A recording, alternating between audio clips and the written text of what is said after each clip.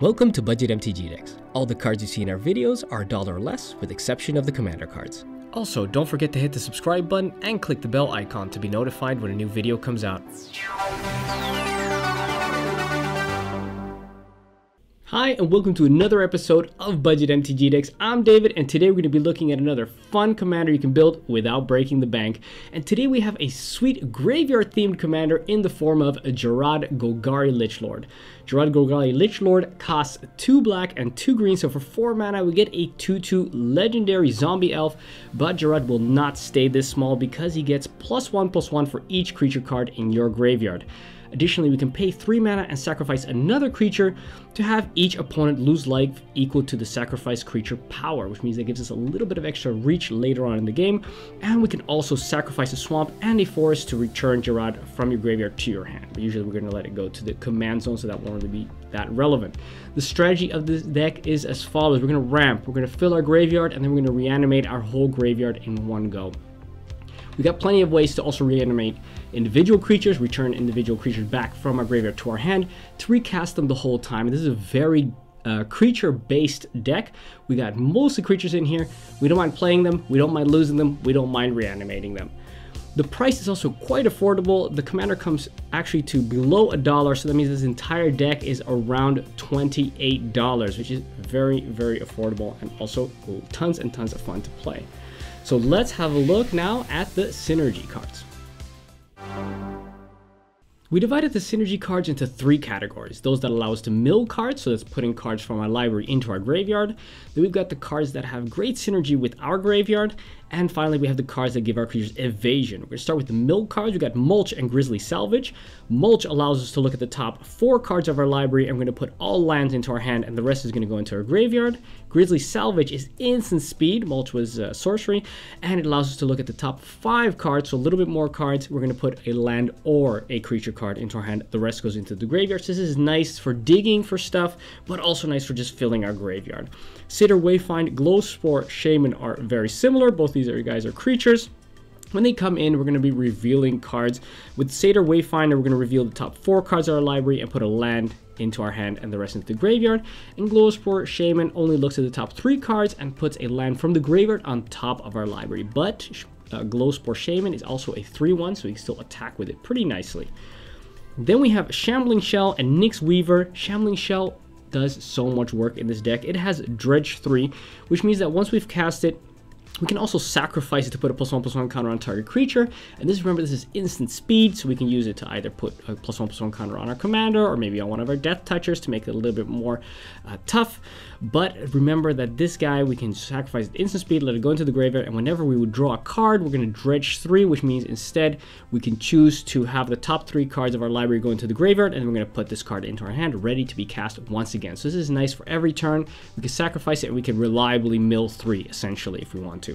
Nyx Weaver also costs 3 mana. We get a 2/3 spider with reach. This is nice, keeps those small flyers at bay.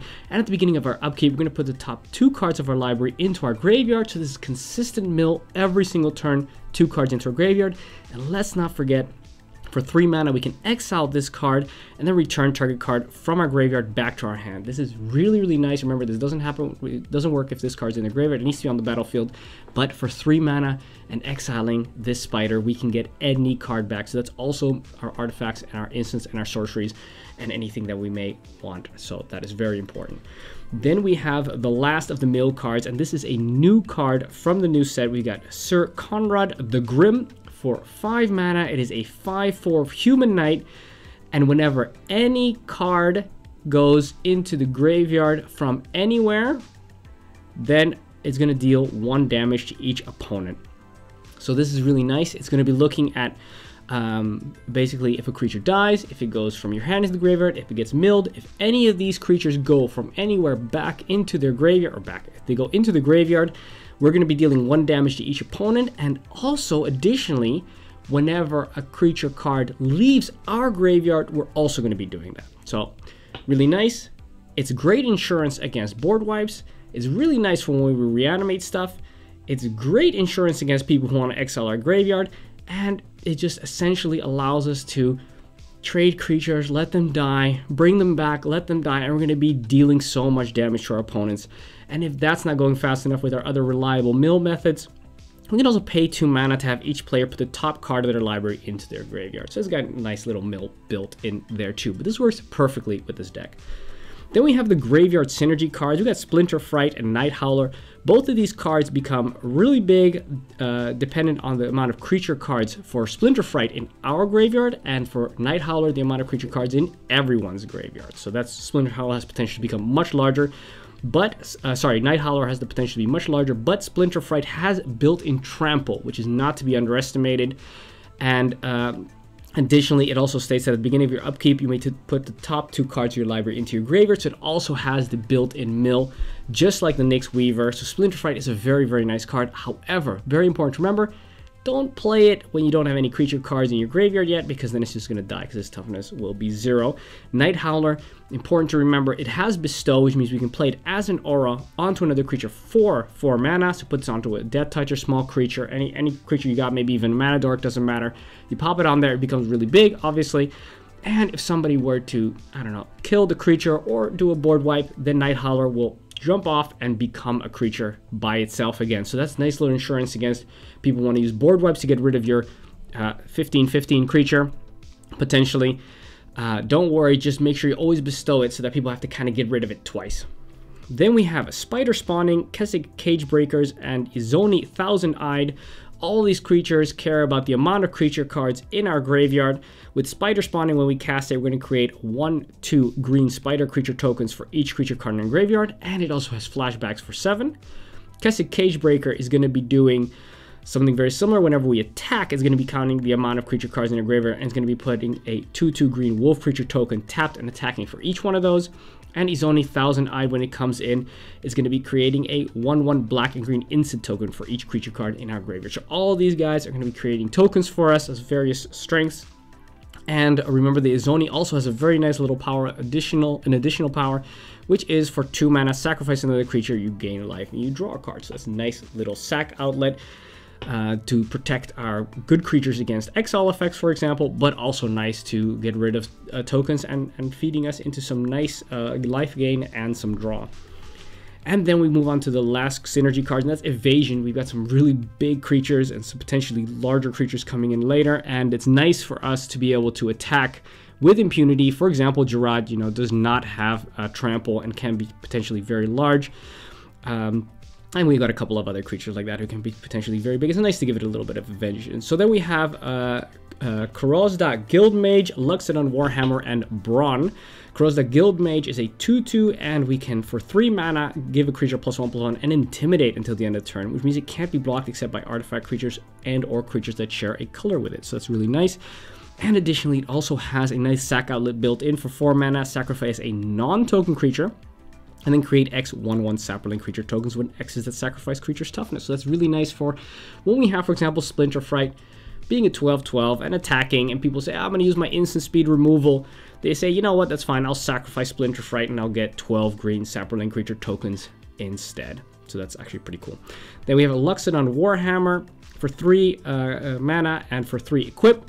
It's going to give the equipped creature +3/+0 and has trample and lifelink, because that is actually a really nice way to gain us some extra life on one of our bigger creatures. But even if you put this on a very small creature, even if you put this on a 2/2, you're still going to be doing 5 damage, trample, and lifelink, and that is simply nothing to underestimate.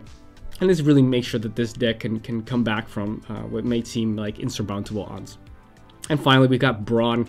For 4 mana, it's a 3/3 trampling creature, and it says as long as it's in your graveyard and you control forest, creatures you control have trample. So it gives all our creatures evasion, and there's a good chance that this creature, even if we cast it, it dies, goes into our graveyard, or when we mill it, it's going to end up in our graveyard, and we've got lots of forest. So it's definitely going to be active all the time, giving all of our creatures trample. Very nice. Those are the synergy cards. Let's have a look at the protection cards. There are 3 cards that protect us against other people attacking us, and that is Royal Assassin, Vampire Nighthawk, and Poison Tip Archer. Royal Assassin is there because any creature that does not have Vigilance, when it taps to attack us, we can tap Royal Assassin to destroy that tapped creature before it deals combat damage to us. So it's nice little insurance to make sure that people don't swing at us with big stuff, because we can just say, hey, you know, Royal Assassin's there, it's untapped, and if you attack us with that big flying demon, for example, we're going to tap Royal Assassin and kill it before it can deal any damage to us. So that dissuades people from swinging at us. Vampire Nighthawk for a measly 3 mana. It's a 2/3 flyer, Death Touch lifelink. Very nice for keeping us in the game. Very nice for keeping other people from attacking us because of the Death Touch. Very nice for just poking people and dealing some evasion damage because it has a flying. And it's also a very nice creature to pump up with power so that it deals a lot more damage and hence gains us a lot more life. And finally, we've got Poison Tip Archer for 4 mana. It's a 2/3 Death Toucher with reach, so very similar to Vampire Nighthawk because it can also block flyers. It also has the Death Touch, really keeps people off our back. And whenever another creature dies, each opponent loses 1 life. This is very good insurance against people board wiping us. And of course, very nice when we're casting creatures, letting them die and casting them again from the graveyard, bringing them back to our hand, etc. So this card does a lot of work. Those are the protection cards. Let's have a look at the control spells. We divided the control spells into those that deal with creatures, those that deal with non-creatures, and the board wipes. To start with the creature removal, we got Necrotic Wound, Putrefy, and Status to Statue. Necrotic Wound only costs a single black, it's an instant speed spell, and it gives a creature -X/-X until the end of turn, where X is the number of creature cards in your graveyard, and if that creature would die, we're going to exile it instead. So basically it's a single black mana exile spell, whatever you want, instant speed. So this is basically our deck's path to exile. Then we have Putrefy for 3 mana, also an instant speed. We're going to be able to destroy target artifact or creature, and it can't be regenerated, so this is nice. The reason why we like to have a couple of instant speed removal spells is because we want to make sure that when we have mana open and people attack us, and if all our removal would be creature based, they would know that they could attack us without fear of retaliation. And when we have a couple of instant speed removal spells, we can kind of bluff also our way that when people attack us, we can remove their things instant speed if they should attack us. So Putrefy is a perfect example of that. And of course, it's also nice that it can hit artifacts. And Status to Statue. The first part, Status, is an instant for 1 mana. It's going to give target creature +1/+1 and Death Touch till the end of turn, so that can be used. Nice little combat trick that people don't expect, but mostly it's there for the 4 mana instant, the Statue part, which is destroy target artifact, creature, or enchantment. So this is pretty much everything we want, and it's instant speed. Beautiful. Then we have Fleshbag Marauder and Plague Crafter. Both of these cards, when they come in, everybody's going to have to sacrifice a creature. And with Plague Crafter, it's the case that you also can choose a Planeswalker should you want to, and if you can't, you have to discard a card. So both of these cards cost 3 mana, and they also both have 3 power. So they're also pretty decent attackers if they stay on the board. However, I recommend in this deck, usually when you cast them, sacrifice them to themselves so they end up in our graveyard, so they're a nice little target so that we can reanimate or return them back to our hand later on. Then we have a Big Game Hunter, Shadowborn Demon, and Overseer of the Damned. These 3 guys, they come in and they're going to destroy a creature, but they have some prerequisites. With Big Game Hunter, it needs to be a creature with power 4 or greater, and it can't be regenerated.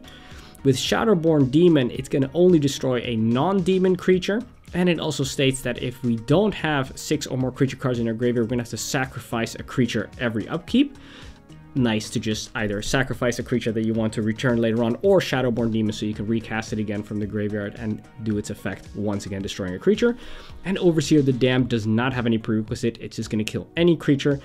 But additionally, it states that whenever a non-token creature an opponent controls dies, create a tap 2/2 black zombie creature tokens. That's also a nice little insurance against board wipes, and nice little added benefit when we're destroying our opponent's stuff. Then we move on to the non-creature removal. We got Caustic Caterpillar, Acidic Slime, and Terastodon. Caustic Caterpillar for 3 mana, well, for 1 for casting it, and then for 2 for sacrificing it. We're going to destroy a target artifact or enchantment. It's nice to have the ability to sacrifice this creature, and not just when it's an enter the battlefield ability, because it basically allows it to go into the graveyard immediately, and then we can get it back from the graveyard back to our hand or back onto the battlefield. Caustic Pillar is actually really nice that it actually sacrifices itself. And Acidic Slime, it also can destroy an artifact or an enchantment, but it also has the option to destroy a land.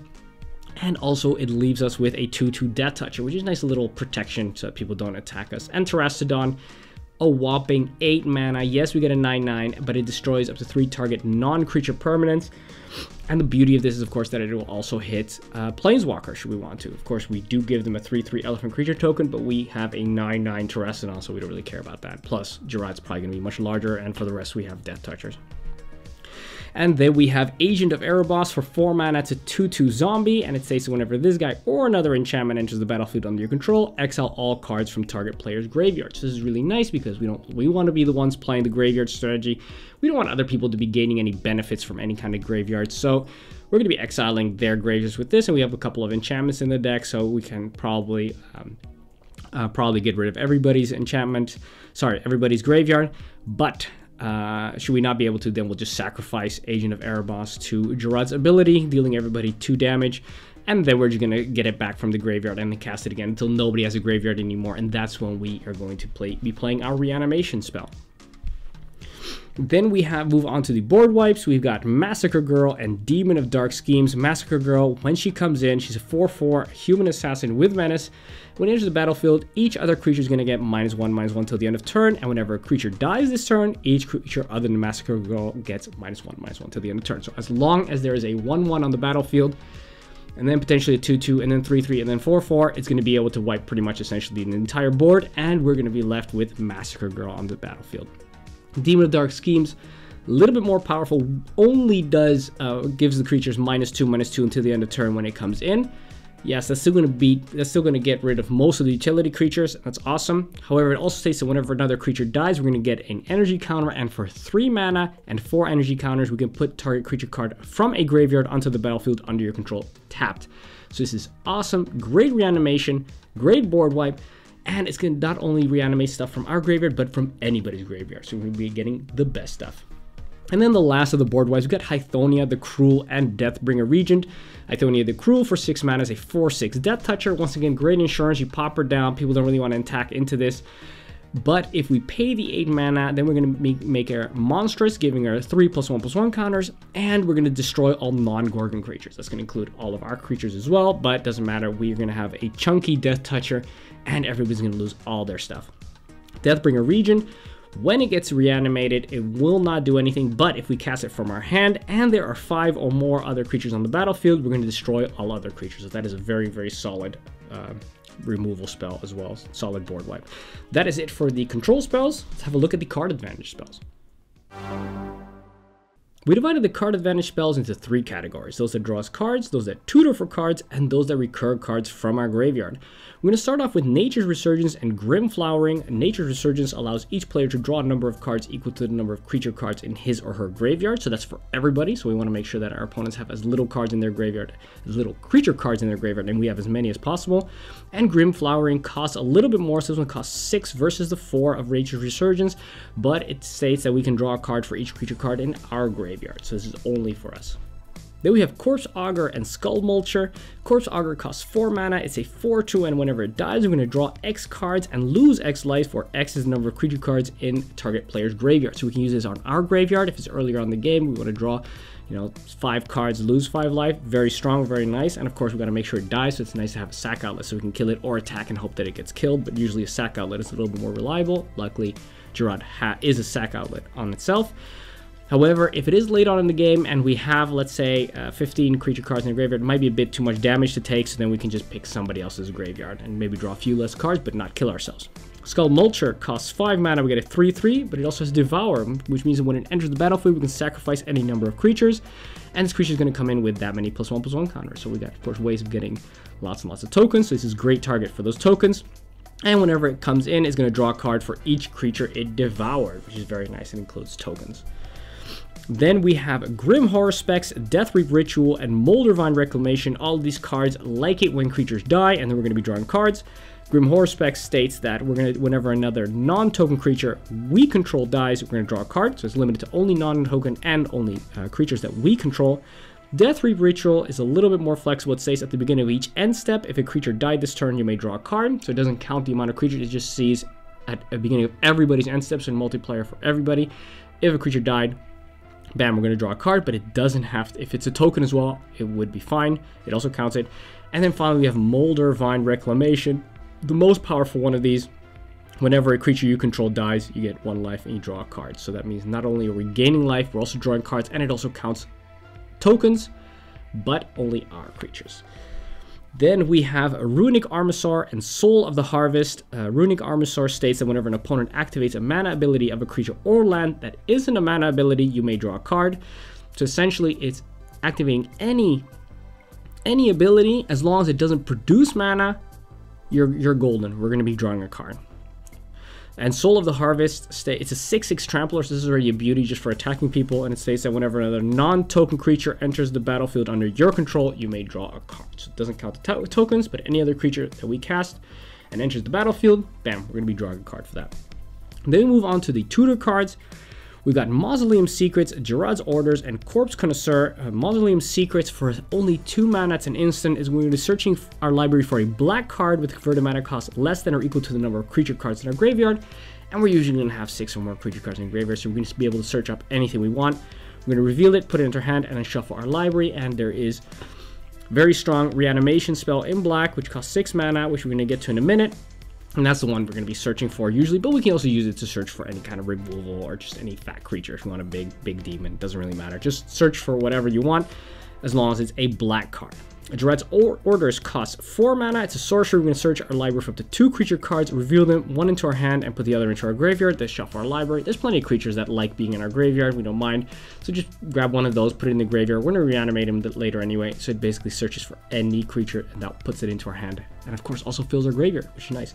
And Corpse Connoisseur costs 5 mana. It's a 3/3. Enters the battlefield. We're going to search our library for a creature card and put that card into our graveyard if we do shuffle our library. So now it does not get tutor card into our hand, but it tutors it into our graveyard. But that's as good as our hand for us most of the time. And as well, it also has Unearth for 4, which means that we can actually return it. This card, when it's in our graveyard, we can pay that cost, return it from the graveyard back onto the battlefield. It has haste, and then we're going to exile it at the end of our turn. And also, if it would leave it for any other reason, we will have to exile it. But it gets, of course, again, the ability that it enters the battlefield. So essentially, we're going to be able to get 2 creature cards that we want into our graveyard. And then finally, we move on to the recursion card. This is a combination of recursion and reanimation, actually. We're going to start off with the Golgari Fiendbroker, Storev, Dvakin, Lich, and Genesis. Golgari Fiendbroker for 4 mana. It's a 3/4, pretty decent body. And it states that whenever it enters the battlefield, return target permanent card from your graveyard to your hand. So it's nice. We can use this to return creatures, obviously. We got plenty of those. But we can also use it to return, for example, an artifact that we might want to get back. Or even a land, if we're early on in the game, we might be missing our land drop. You say, oh, let's just get a land back from and play that. Storev is for 4 mana, a 5/4 trampler. So not to be underestimated. Really great body for the cost. This thing will deal tons of damage. And let's not forget that if it deals even a single point of combat damage to a player or planeswalker, we can return to our hand target creature or planeswalker card from our graveyard that wasn't put there this combat. So essentially, if we're attacking with multiple creatures, including this one, if one of those creatures dies, we can't return that one back, but we can return any other creature that was already at the beginning of the turn, was already in our graveyard. Fair game. And we have Genesis. This is such an awesome card. For 5 mana, it's a 4/4.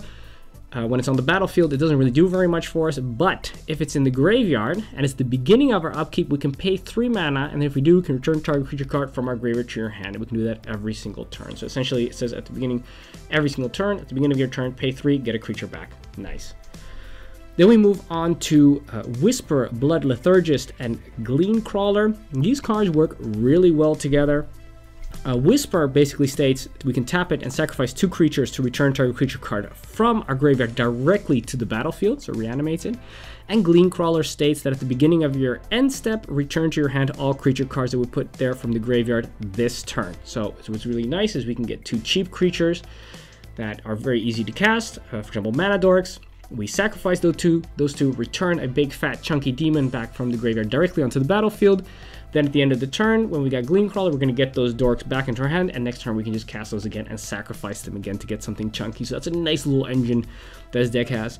And additionally, it's a 6/6 trampler, Glean Crawler, which is really nothing to sniff at. And then we move on to the last of the recursion cards, and these are our true reanimation spells. We've got Grimoire of the Dead and Twilight's Call. Grimoire of the Dead for 4 mana. It's an artifact. It comes in. And every turn for 1 mana and tapping it and discarding a card, we can put a study counter on it. And then finally, once there's 3 study counters on it, we can tap it and sacrifice it to return all creatures from all graveyards onto the battlefield under our control. Now this is absolutely beautiful. This ends the game really quickly. Our graveyard is going to be chock full. Our opponent's graveyards might not be chock full, but anything they got, we're getting it. And then it's going to be really hard for people to kill us if they don't have a board wipe. But unfortunately, we have a lot of creatures in our deck which kind of work as insurance against board wipe, so that makes it really annoying for our opponents. For us, it's of course a great time. Twilight's Calm. It's going to say each player returns all creature cards from his or her graveyard to the battlefield, so it does it not only for us but everybody else. We're of course going to have more stuff, we get more value from it, and of course we're trying our best to exile our opponents' creatures from their graveyard so they have even less value out of it. And let's not forget that instead of paying 6 mana, but if we pay 8 mana, we can cast it as an instant, and that's really nice. The last player before it's our turns, during their end step, if we cast this, then we're going to be the first one to get the most value out of it. And of course, it's also nice to do if somebody attacks us and they think that we're open, but we still have the 8 mana, then we can play it and get all our stuff back and then block, and they were not expecting us to be able to do that. So you get some great plays with that. That is it for the card advantage spells. Let's have a look at the ramp. With the mana ramp, we decided to stay with the creature theme. We got Llanowar Elves, Elvish Mystic, and Elves of Deep Shadow. These are all cheap, all come in for 1 green and tap for 1 mana. What's important to remember is that we didn't like to go too much for the tougher mana rocks, because we really don't mind having small creatures in our graveyard to chalk up the amount of creatures that we have in our graveyard. And early on in the game, these guys really allow us to ramp into some of the bigger stuff. Then we have Beastcaller Savant, Deathcap Cultivator, and Millikin. Beastcaller Savant gives us mana of any color, but we can only use it to cast creature spells, but that's fine because most of our spells are creatures. Deathcap Cultivator has the added advantage of having Death Touch as long as we have 4 more card types in our graveyard, which is very easy to do with this deck. And of course, it can tap for either black or green, which is nice because those are the 2 colors that we require. And Millikin also costs 2 mana. It's a 0/1. It produces only colorless mana, but whenever we tap this guy, we're also going to be milling 1 card, which is of course also what this deck wants to do. And then we move on to the last cards, and that's Coppermere, Ladenmere, and Songs of the Damned. Coppermere and Ladenmere are very simple, just 2 mana dorks that produce either green or black, Copper and Ladenmere respectively. And finally, Songs of the Damned.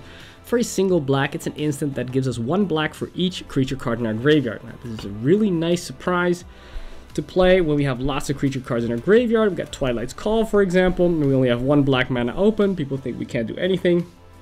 Bam, we played instant speed, we got tons of mana, we play all kinds of cool stuff, and then people are very unhappy with that. That is it for the ramp spells. Let's have a look at the lands. We divided the lands into 9 swamps, 13 forests, and 50 non-basic lands. We're going to start off with Svakthos, the Restless Tomb, Rogue's Passage, and Grim Backwoods. Svakthos taps for a colorless, but for 5 mana, we can turn it into a creature that has power and toughness equal to the number of creature cards in our graveyard. So that is really nice when we have a board wipe. People think, okay, now the board's wiped, nobody's got any creatures, we're safe. No, Svakthos still on the battlefield, and for 5 mana, it's going to become a 12/12, for example. Bam, attacking people, and they're going to have a tough time getting rid of this. Rogue's Passage also taps for colors, but for 4, and tapping it, target creature can't be blocked this turn. It works very well together with Svakthos. So actually, these 2 cards together and a full graveyard basically means we can kill our opponents very easily. Grim Backwoods also taps for a colorless, but for 4 mana, we can sacrifice a creature to draw a card. So that's nice with all those tokens that we're going to be making to give us a little bit of extra gas. And then we move on to Mortuary Mire and Memorial to Folly. Both of these cards come in tapped. But Mortuary Mire, when it comes in, we're going to be putting a creature card from a graveyard back on top of our library, so we can draw it next turn. And Memorial to Folly, we can sacrifice for 3 and then put a card from our graveyard back into our hand. Then we move on to the cards that mana fix us. We've got Golgari Gilgate, Foul Orchard, and Jungle Hollow, all tapped for either green or black, but come in tapped. Tainted Wood and Golgari Rot Farm are next. Tainted Wood will give us a colorless mana, but will give us black or green if we also control Swamp, and Golgari Rot Farm will tap for both a green and a black, but it does come in tapped, and we do have to return it land back to our hand when it comes in. Then we move on to Vivid Grove and Vivid Marsh. Both come in tapped, both come in with 2 charge counters, both can produce green or black respectively, but we can remove a charge counter twice from it because it has 2 charge counters, and then it can produce mana of any color. Then we have Blighted Woodland, Terramorphic Expanse, and Evolving Wilds. These guys can all be sacrificed to search up basic lands. Blighted Woodland can get us 2 basic lands, and its Terramorphic Expanse and Evolving Wilds can search for 1 basic land. Put it onto the battlefield, tapped. That is it for the lands. Let's have a look at 2 examples starting hands. And so here we have 2 example starting hands. We got a utility land, important to start off with a mana ramp creature. Then we have something that mills us cards, and we got something that draws cards, and then we got some removal in the first hand, targeted removal, and in the second hand we got some insurance against people attacking us. Now let's have a look at some non-budget upgrades. So here we have some examples of some non-budget upgrades. If you have a little bit of extra cash lying around, you want to upgrade this deck, have a look at some of the cards that we have over here. We have in many of these cases, they're almost strict upgrades, so they're essentially just better than the cheaper counter cards that we have included in this deck. So feel free to swap out the top card, which is the card that's in the deck, with the bottom card. That is it. Thank you very much for watching. I'm David, and this was Budget MTG Decks. Find all the cards discussed in this video in the description below. Also, show you're a fan of the channel by rocking this awesome Budget MTG Decks merchandise. This show was made possible by the support of our loyal patrons. Head on over to patreon.com/budgetmtgdecks and donate as little as $1 per month.